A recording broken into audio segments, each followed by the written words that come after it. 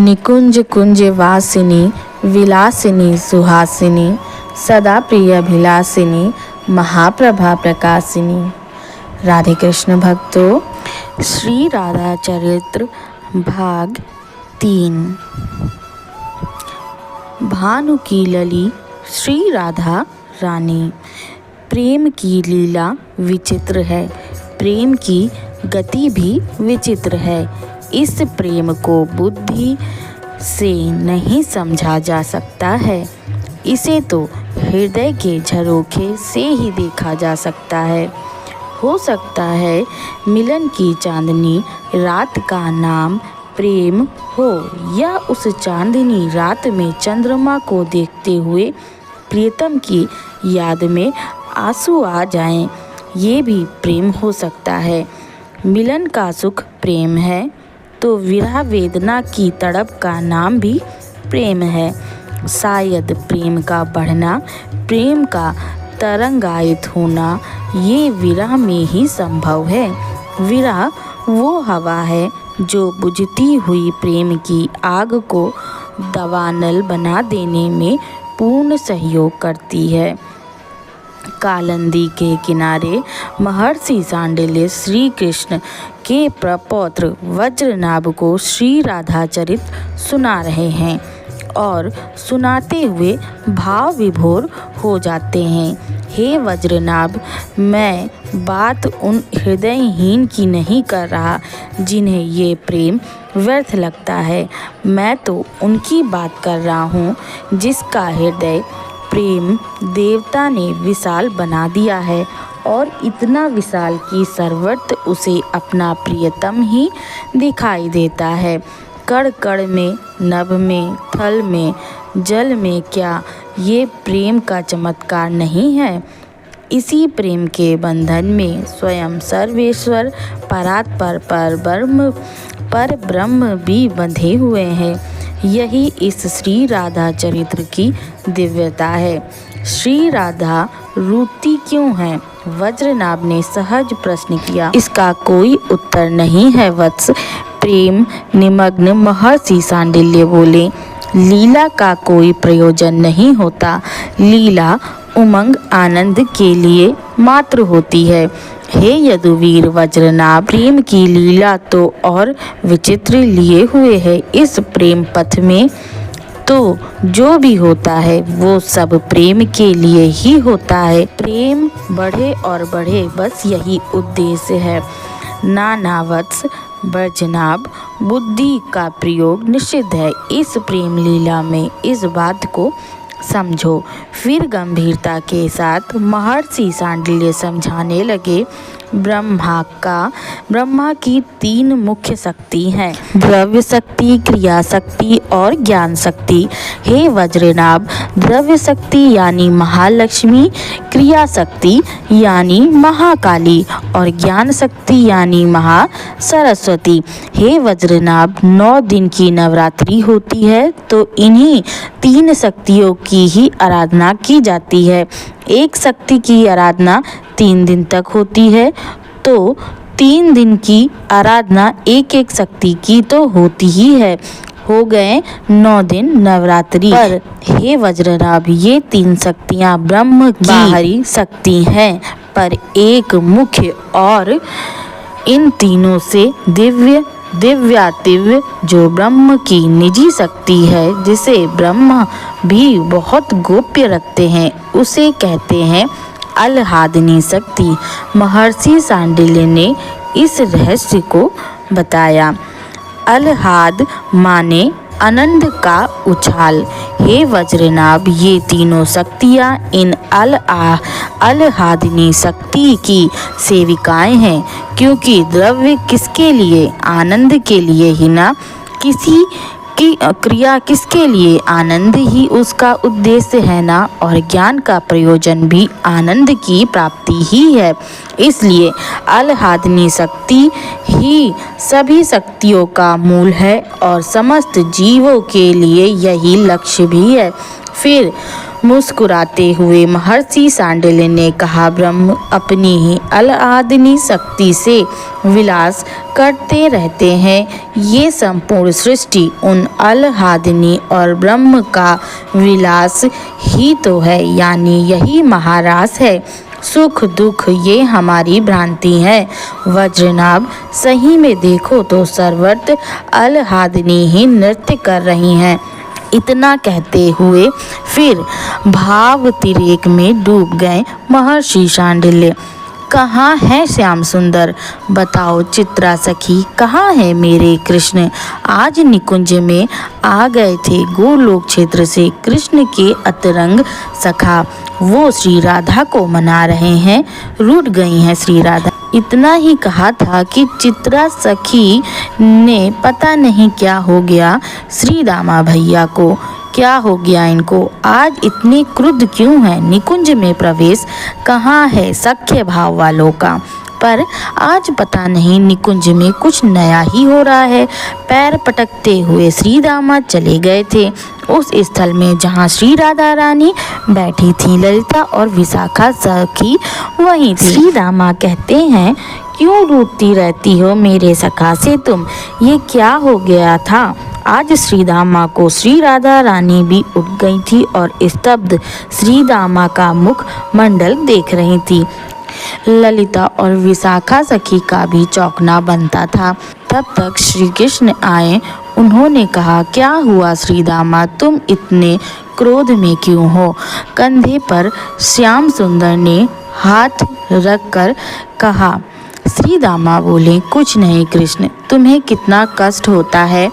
राधा रानी बार बार रूठती रहती हैं तुमसे, फिर तुम इन्हें मनाते रहते हो। श्री कृष्ण कहते हैं, पर तुम आज अपने सखा का इतना पक्ष क्यों ले रहे हो? क्यों ना लूं? मेरा कितना सुकुमार सखा है, देखो तो। इतना कहते हुए नेत्र सजल हो उठे थे श्री दामा के। तुम्हें अभी पता नहीं है ना कि विरह क्या होता है, वियोग क्या होता है। हे राधे, कृष्ण सदैव तुम्हारे पास ही रहते हैं ना, इसलिए मेरा ये श्राप है आपको श्री राधे। श्री दामा बोल उठे, तुम पागल हो गए हो क्या श्री दामा? ललिता विशाखा सखी बोल उठी, हाँ, मेरा श्राप है कि तुम जाओ पृथ्वी में और जाकर एक गोप कन्या के रूप में जन्म लो। श्री दामा के मुख से निकल गया, और इतना ही नहीं 100 वर्ष का वियोग भी तुम्हें सहना पड़ेगा। मूर्छित हो गई श्री राधा रानी। इतना सुनते ही श्याम सुंदर दौड़े, अष्ट सखियां दौड़ी। जल का छींटा दिया पर कुछ होश आया तब भी वो कृष्ण कृष्ण यही पुकार रही थी। प्यारी, अपने नेत्र खोलो। श्याम सुंदर व्यथित हो रहे हैं। श्री दामा को अब अपनी गलती का आभास हुआ। मैंने यह क्या कर दिया? इन दोनों प्रेम मूर्ति को मैंने अलग होने का श्राप दे दिया। तब कंधे में हाथ रखते हुए श्री दामा के श्री कृष्ण ने कहा, मेरी इच्छा से ही सब कुछ हुआ है। श्री दामा, आप ही श्री राधा रानी के भाई बनकर जन्म लोगे और अवतार की पूरी तैयारी हो चुकी है। इसलिए अब हे श्री राधे, जगत में दिव्य प्रेम का प्रकाश करने के लिए ही आपका अवतार होना तय हो गया है। कुछ शांति मिली श्री राधा रानी को श्याम सुंदर की बातों से, पर मेरा जन्म पृथ्वी में किस स्थान पर होगा और आपका? हम आस पास में ही प्रकट होंगे, भारतवर्ष के ब्रज क्षेत्र में। हमारे पिता कौन होंगे? श्री राधा रानी ने पूछा। चलो हे प्यारी, मैं आपके अवतार की पूरी भूमिका बताता हूँ। इतना कहकर गलवैया दिए श्याम सुंदर और राधा रानी चल दिए थे उस स्थान पर जहाँ हजारों वर्ष से कोई तप कर रहा था। हे सूर्यदेव, हे भानु, आप अपने नेत्र को खोलिए। श्याम सुंदर ने प्रकट होकर कहा। सूर्य ने अपने नेत्रों को खोला, पर मात्र श्याम सुंदर को देखकर फिर अपने नेत्रों को बंद कर लिया। हे भगवान, मुझे मात्र आपके दर्शन नहीं करने। मेरे सूर्यवंश में तो आपने अवतार लिया ही था, पर एक जो कलंक आपने लगाया है वो मैं अभी तक मिटा नहीं पाया। मुस्कुराए श्याम सुंदर। सीता त्याग की घटना से अभी तक व्यथित हो। हे सूर्यदेव, क्यों ना हो, आपकी विमल कीर्ति में ये सीता त्याग का एक धब्बा ही तो था। इसलिए मैं तभी अपने नेत्रों को खोलूंगा जब मेरे सामने श्री किशोरी जी प्रकट होंगी। स्पष्टता सूर्य ने कहा। तो देखो हे सूर्यदेव, ये है मेरी आत्मा श्री किशोरी जी। यही सब शक्तियों के रूप में विराजित है।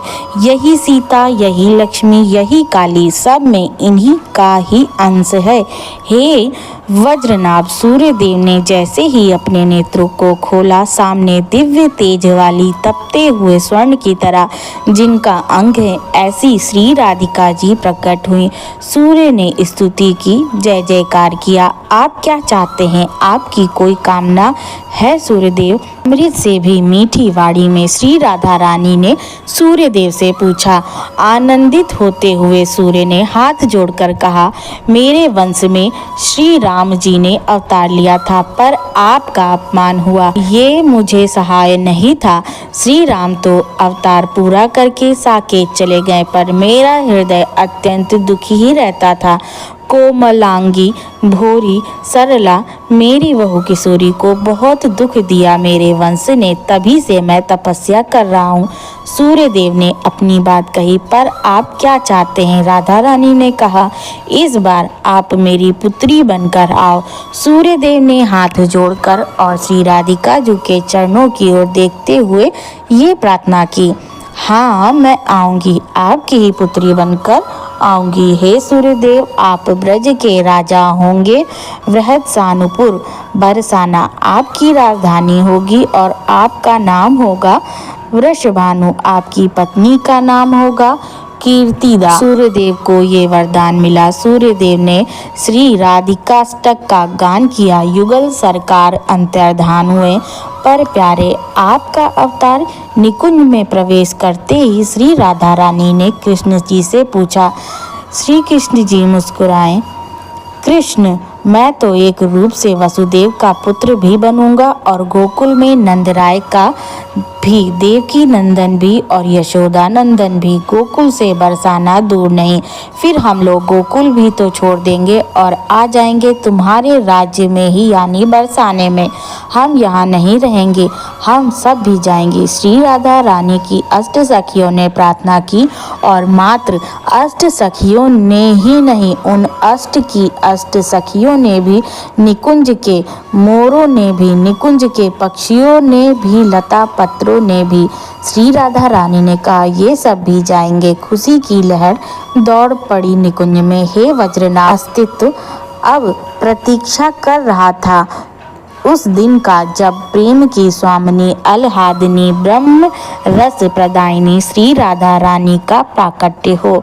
वज्रनाभ के आनंद का ठिकाना नहीं है। इनको ना भूख लग रही थी ना प्यास। श्री राधा चरित को सुनते हुए ये देहातीत हो जा रहे थे। भक्तों, इस प्रकार श्री राधा चरित्रामृत भाग 3 संपूर्ण हुआ। भाग 4 की कथा अब आप अगली वीडियो में श्रवण करेंगे। तब तक के लिए जय श्री कृष्णा, जय श्री राधे।